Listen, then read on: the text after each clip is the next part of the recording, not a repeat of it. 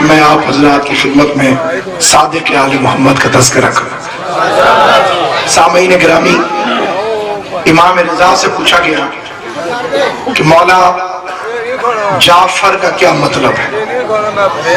ہمارے بعض سرائکی اور پنجابی حضرات اپنے غلط العام لہجے کی وجہ سے اس لفظ کو جعفر پڑھتے ہیں جو شرعاً گناہ ہے۔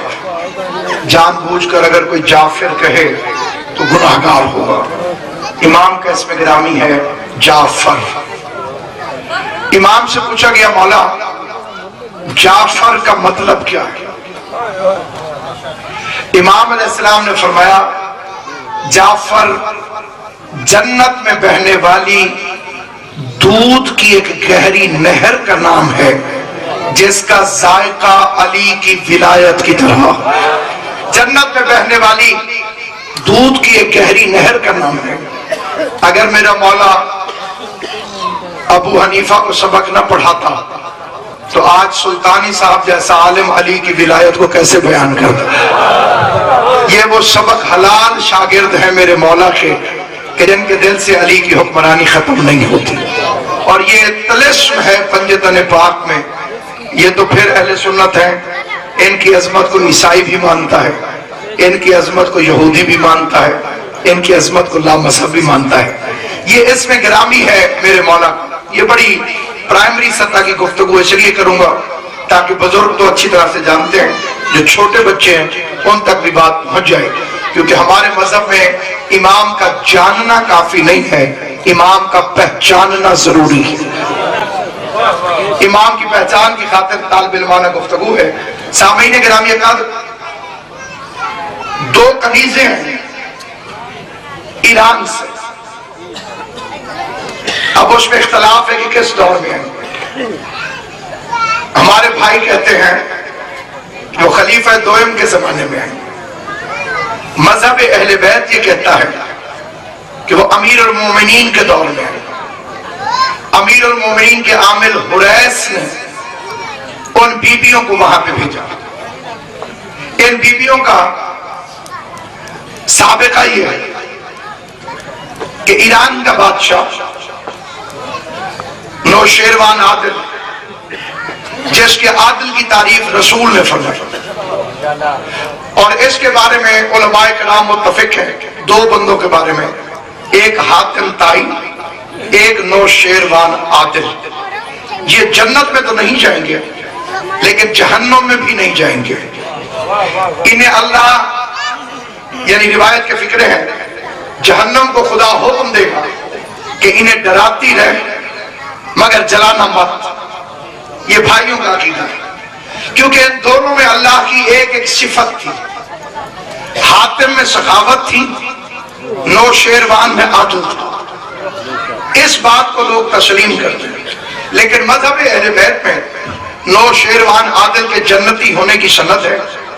اس نے اپنا ایک بہت بڑا محل بنوایا، اور اس محل کے اندر اس نے 149 کنگرے بنوائے، پلرز بنوائے، تھامب بنوائے، اور اس نے ان کے سامنے کھڑے ہو کر ایک خطبہ دیا، کہا تم گر جاؤ گے وقت کے ساتھ ساتھ، لیکن تمہارے آخری 15 میں سے 14 اس وقت گریں گے کہ جب شیلوا آ جائے گا۔ شیلوا کہتے ہیں رحمت للعالمین۔ یہی وجہ ہے کہ جب حضور پر نور کا ظہور مبارک ہوا تو اس کے 14 کنگرے گر گئے، اور ایک کنگرا تیرا باقی رہے گا، وہ تھا محراب عبادت کا کنگرا۔ اس نے ایک فکرہ کہا، اس کی سمجھ آئے گی تھوڑی دیر بعد، لیکن اس کی مکمل تشریح کروں گا، لیکن اس سے پہلے فکرہ سنیں۔ اس نے محراب عبادت سے کہا کہ تیرا یہ ایک کنگرا نہیں ٹوٹے گا اس وقت تک کہ جب تک میری بیٹی کی نسل سے اس دنیا کا آخری خدائی حکمران نہیں آ جاتا۔ جو عراق تشریف لے کر گئے ہیں انہوں نے سلمان پاک کی بھی زیارت کی ہوگی، مدائن کے شہر کے اندر وہ محل آج تک ذوالفقار بھائی موجود ہے، وہ کنگرا آج تک کھڑا ہوا ہے۔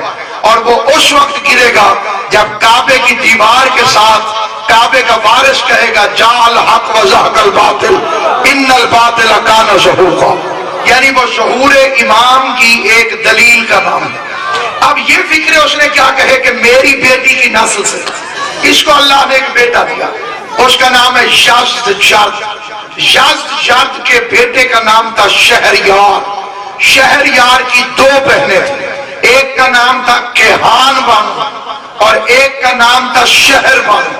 یہ دونوں جب وہاں پہ پہنچی تو اس وقت مدینے والوں نے یہ فیصلہ کیا کہ کیونکہ یہ کنیزیں ہیں لہٰذا ان کنیزوں کو ہمارے حوالے کیا جائے، اور اس وقت امیر المومنین نے خطبہ دیا کہ ابھی تک تمہارے ذہن سے کنیزوں کا خیال ختم نہیں ہوا۔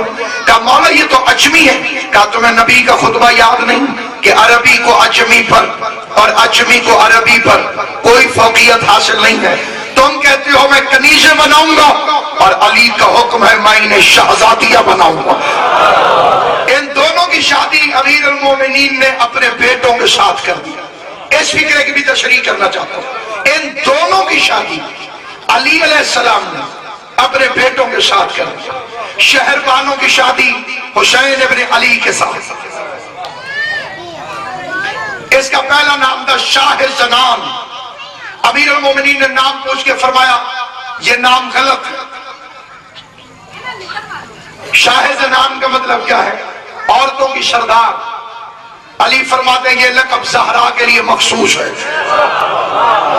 اس کا نام تبدیل کر کے امیر نے رکھا شہر بانو۔ شہر کہتے ہیں شہر کو اور بانو کہتے ہیں ملکہ کو۔ شہر کی ملکہ، پہلا فکرہ کہنا چاہتا ہوں، شہر کی ملکہ، شہر بانو، شہر کی ملکہ۔ بانو فارسی میں کہتے ہیں ملکہ کو، رانی کو، حکمران کو۔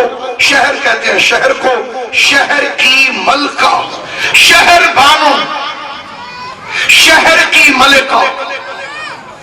میں کہتا ہوں مولا آپ کے دروازے پر آنے کے بعد تو ترقی ملتی ہے، آپ نے ملک ایران کی شہزادی کو خالی ایک شہر کی ملکہ بنا دی، یہ ترقی نہیں ہے تو تنزلی ہے۔ تو جواب آئے گا اگر تمہیں مفہوم سمجھ نہ آئے تو شاہ ولایت کا کیا قصور ہے؟ تم نے کون سے شہر کی ملکہ سمجھا ہے اسے؟ یہ کوئی مکہ مدینے کے شہر کی ملکہ نہیں ہے، یہ اس شہر کی ملکہ ہے جس کا دروازہ علی ابن ابی طالب۔ اس لیے کہ یہ عام مستور نہیں، 9 اماموں کی ماں ہے، جیسے حسین 9 اماموں کا باپ ہے، ویسے بی بی شہر بانو 9 اماموں کی ماں، اور اس کی بہن کیہان بانو، اس کی شادی میں نے کیا کہا تھا علی نے اپنے بیٹے کے ساتھ۔ علی کے اس بیٹے کا نام ہے محمد ابن ابی بکر۔ اسے میں نے علی کا بیٹا نہیں کہا، اسے علی فرماتے تھے تو میرا بیٹا ہے۔ علی کیوں فرماتے تھے میرا بیٹا ہے؟ وہ بھی تاریخی حوالہ سن لیجیے، سنی شیعہ متفق ہے۔ اس کی ماں تھی اسما، وہ مسلمانوں کے پہلے خلیفہ کی زوجہ تھی۔ اللہ نے جب منتقل کیا اسے تو حضور آخری اور پہلی حج کرنے کے لیے جاتے تھے۔ حضور نے جب اعلان فرمایا تو کئی لوگ شوق معیت رسول میں بیت اللہ کا حج کرنے چلے کہ رسول کے ساتھ حج کریں۔ اسما کو حضور نے خصوصی حکم دیا کہ تو بھی حج پہ چل۔ اسما جب حج پہ چلی اس وقت اسے 7واں مہینہ تھا۔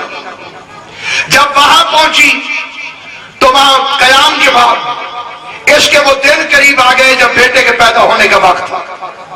حج کے دوران یہ حاملہ رہی، حضور نے اسے ساتھ رکھا، یہاں تک کہ رسول کا قافلہ میدان غدیر خم میں پہنچا۔ 18 ذی الحجہ کی کڑکتی دوپہر میں اسلام کو سایہ نصیب ہو رہا تھا، راستے میں منزل ولایت کا تعین ہو رہا تھا۔ پالانوں کے ممبر پہ پلاننگ کے ساتھ نبی رحمت تشریف لے گئے، امیر المومنین کو اپنے ساتھ کھڑا کیا۔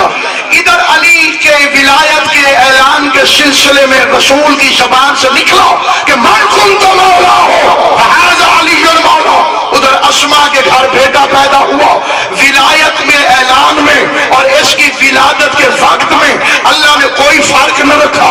جب دنیا میں محمد آیا تو اس نے پہلی آواز علی کی ولایت کی سنی.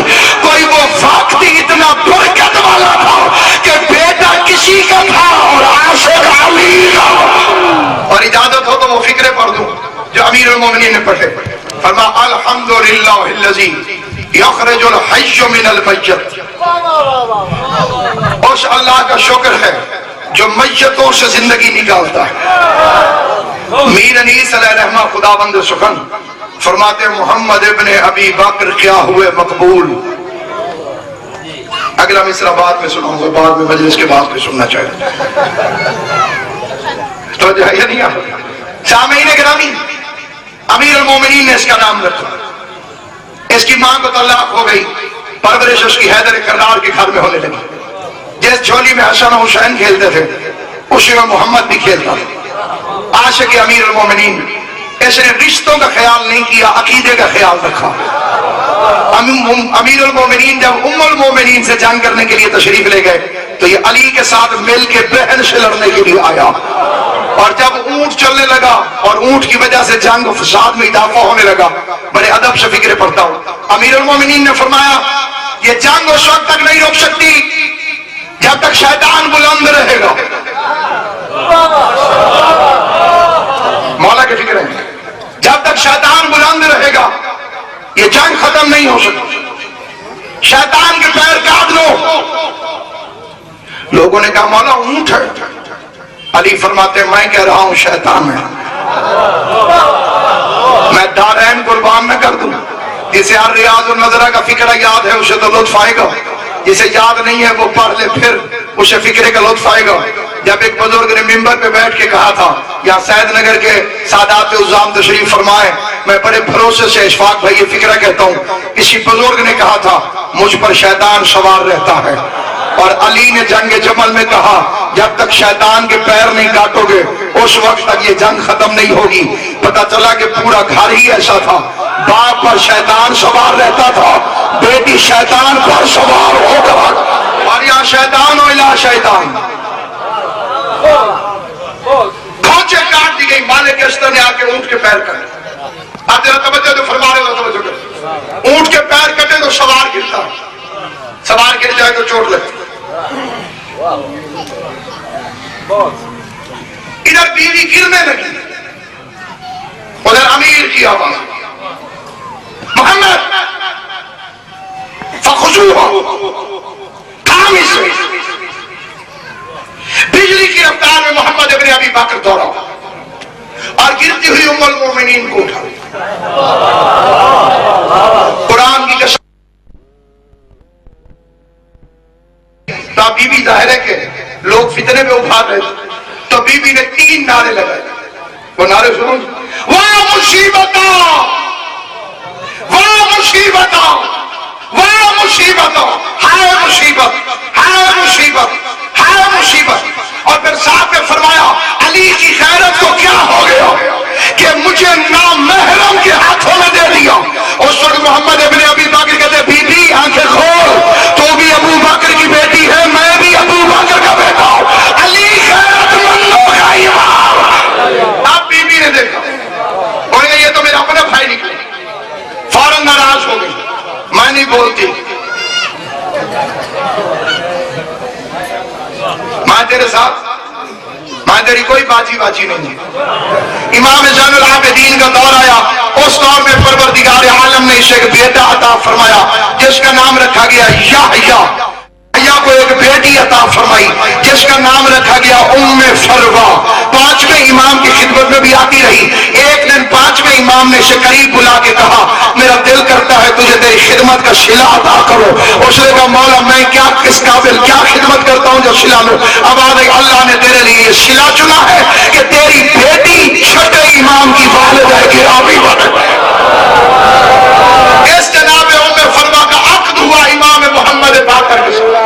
خداوند قدوس نے ام فروہ بنت یحییٰ ابن قاسم ابن محمد ابن ابی بکر سے 17 ربیع الاول کو مدینے کے شہر میں اس امام کو بھیجا کہ جس کا لقب صادق ہے. سامعین گرامی ہمارے 12 کے 12 امام صادق, علی صادق، حسن صادق، حسین صادق، علی وہ سچا ہے جس کی سچائی پہ اللہ یہ کہتا ہے کہ تیری زبان میری زبان ہے۔ حسن حسین وہ سچے ہیں جن کی صداقت پہ محمد مباہلہ جیت کر آیا۔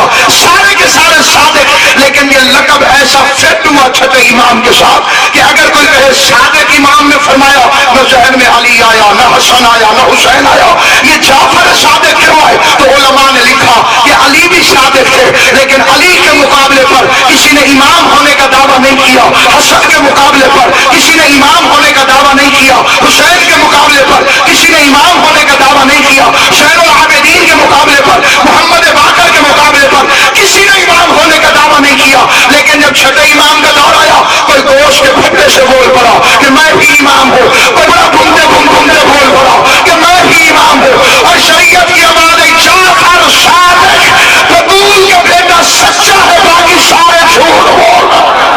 یہ ہے جوانی شریعت مصطفیٰ۔ اگر یہ تشریح نہ کرتا تو آج دین ہم تک نہ پہنچتا۔ آج دین زندہ ہے اس امام کی محنت کی وجہ سے، اور ایسا زندہ ہے کہ محمد کے دین نے اپنا نام جعفری رکھ لیا ہے، اور اس لقب کا لطف آئے گا پل صراط پر جب فرشتے کاغذ چیک کر کے دیکھیں گے اور دیکھیں گے کہ جعفری ہے۔ زیادی صاحب فرماتے تھے ایسے دیکھیں گے جعفری ہے، پھر فرمائیں گے جعفری ہے۔ شیخ سعدی فرماتے ہیں جعفری باش گر خدا خواہی، ورنہ در ہر طریق گمراہ۔ اگر چاہتا ہے کہ تو اللہ کے پاس پہنچے تو جعفری بن، اس کے علاوہ ہر راستے میں گمراہی کے سوا کچھ